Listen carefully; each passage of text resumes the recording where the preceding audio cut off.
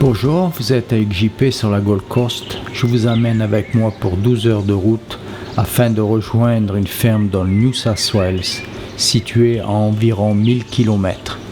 Pendant quelques jours, nous allons explorer en quad et à pied les 500 hectares de cette ferme, bordée par une rivière, entre plaines, vallées et collines, où vit une faune aussi riche qu'insoupçonnée. Nous traverserons des zones où très peu de personnes s'aventurent.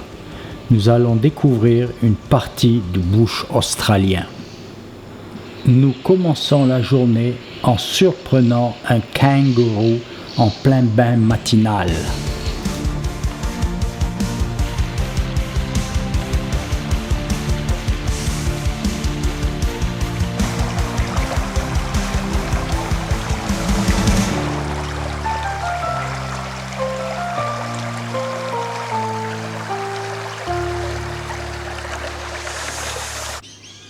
Dans un safari photo, il y a 2 règles simples. Regardez où l'on marche et rester silencieux.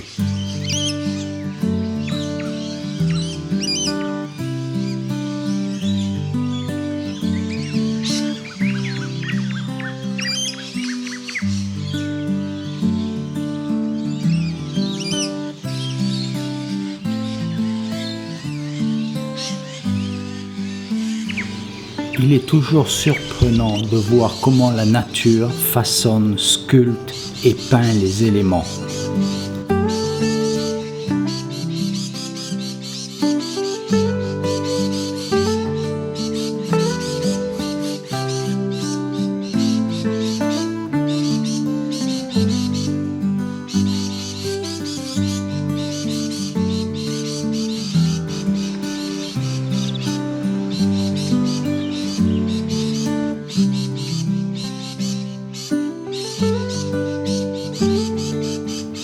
Juste au-dessus de nous, un varan australien, silencieux, patient, il explore son territoire, guidé par son instinct.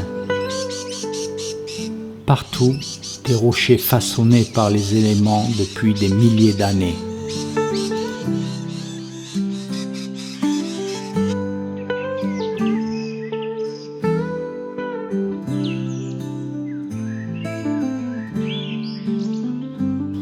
La couleur orange vient du fer oxydé et des lichens qui recouvrent la roche.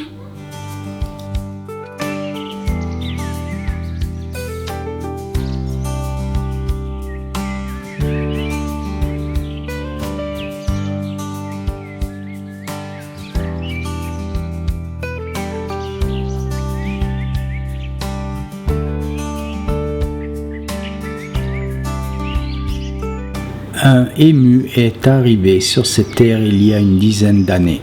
Personne ne sait d'où il vient, mais s'il est resté, c'est sans doute qu'il s'y plaît.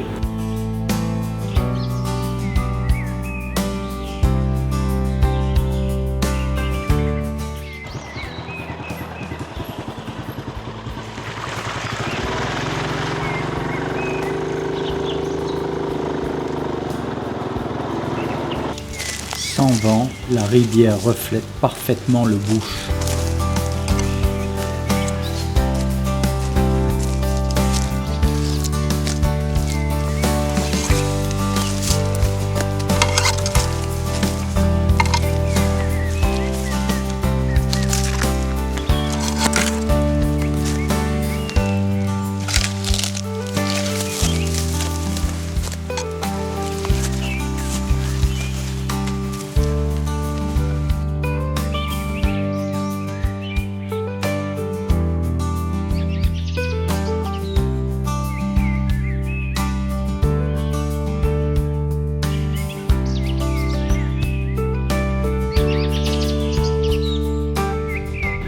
Un red-belly black snake.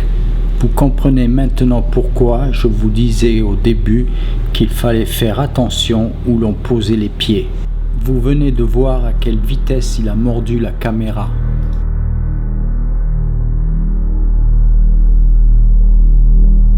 Une morsure ici, c'est 1 heure de marche jusqu'au quad, 1 heure de quad jusqu'à la ferme, puis encore 1 heure et demie de voiture jusqu'à l'hôpital.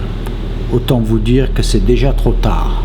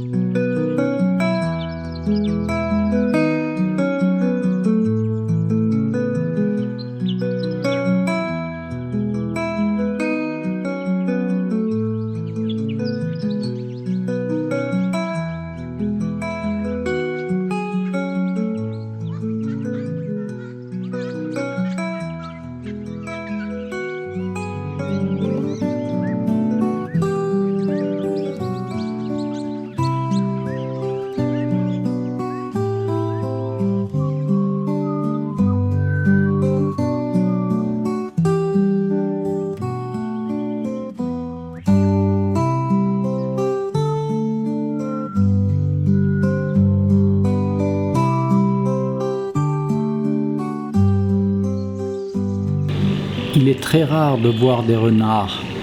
Ils ne sortent qu'à la tombée de la nuit et sont très méfiants. Eux, ils vous voient, mais en temps normal, vous ne les verrez pas.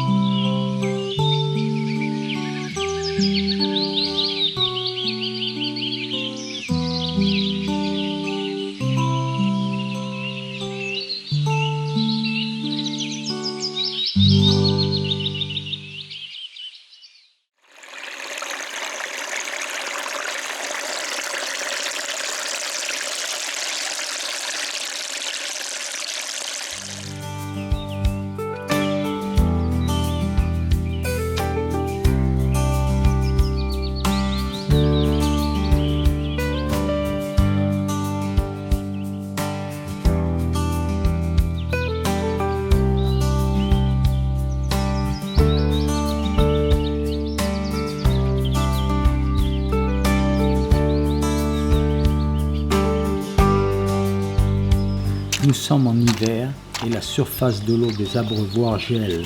Cela ne pose un problème qu'à ceux qui mettent les mains dans l'eau.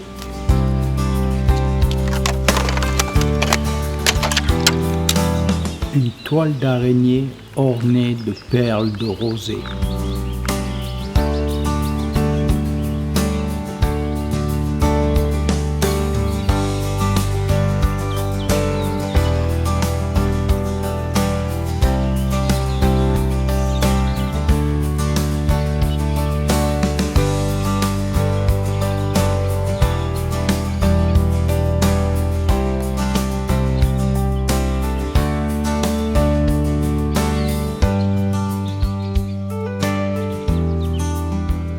Une toile en nappe, tissée dans l'herbe et perlée de rosée au petit matin.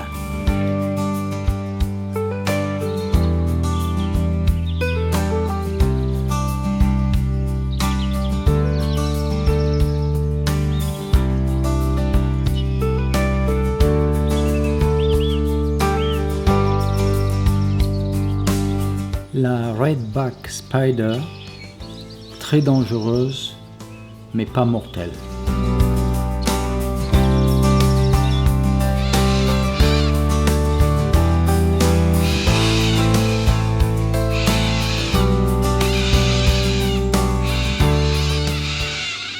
Ces magnifiques cockatoos and galards sont nos pires ennemis.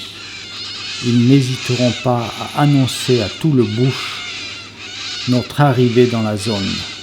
Et en un instant, tous les animaux disparaissent.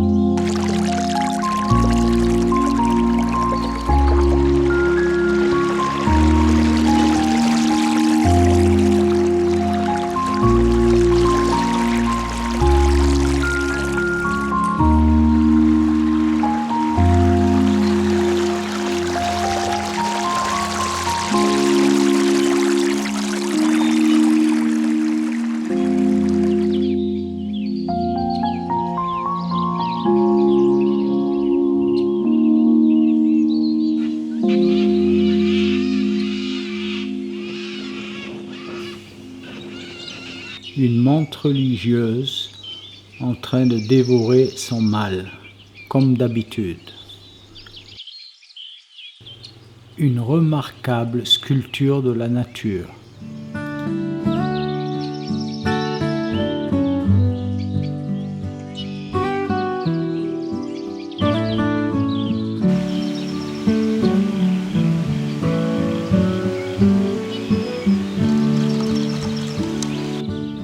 Un eucalyptus artiste. À pas feutrés, nous gravissons lentement la pente. Chaque pas est calculé, chaque bruit évité. Ici, sur ces hauteurs, vivent des chèvres sauvages discrètes, insaisissables. Le sommet est proche, puis soudain tout s'arrête. Là, face à nous, une silhouette massive se dessine sur la crête. Un bouc, imposant, immobile, le boss. Son regard est fixe. Il nous observe, nous juge. Le silence devient lourd. Pas un mouvement, pas un son, un pas de plus et tout peut basculer. Ici, ce n'est plus nous qui décidons.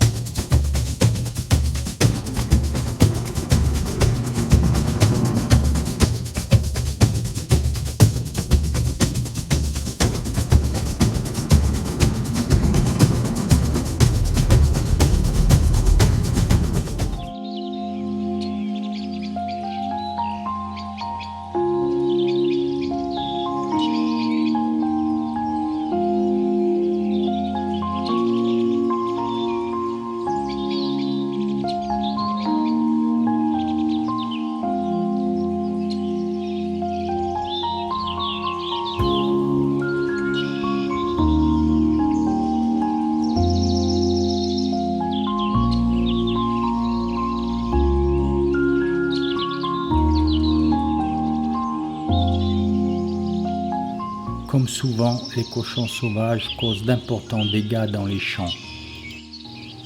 En capturer quelques-uns permet à la fois de prélever de la viande et de limiter leur prolifération.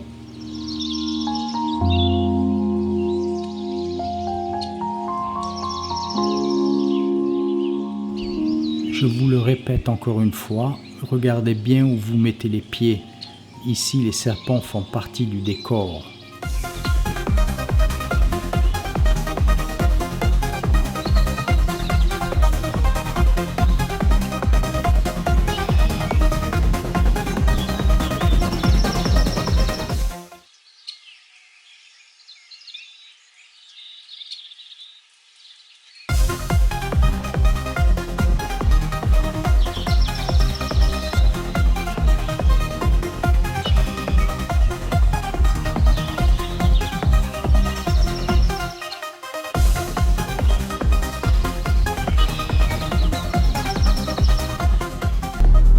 Encore un qui a tenté de s'infiltrer dans la maison.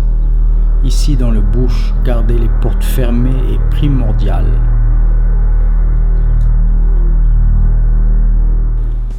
Aujourd'hui, nous participons au nettoyage d'une parcelle en retirant les arbres morts à l'aide d'un tracteur.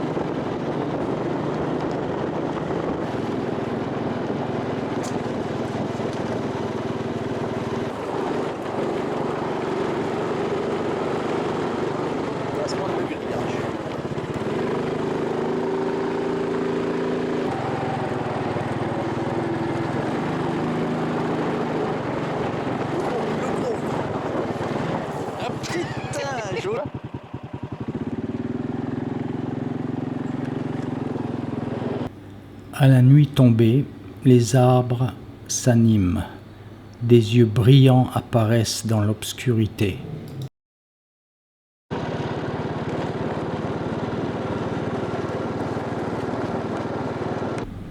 De nombreux animaux nocturnes sortent, actifs après le coucher du soleil.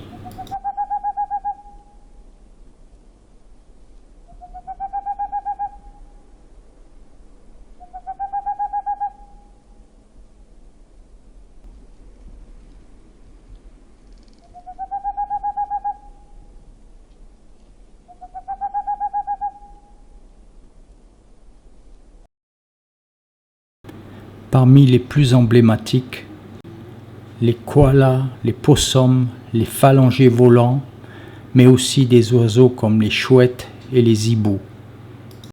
On peut également apercevoir des chauves-souris, des reptiles discrets, ainsi que de nombreux insectes attirés par la lumière.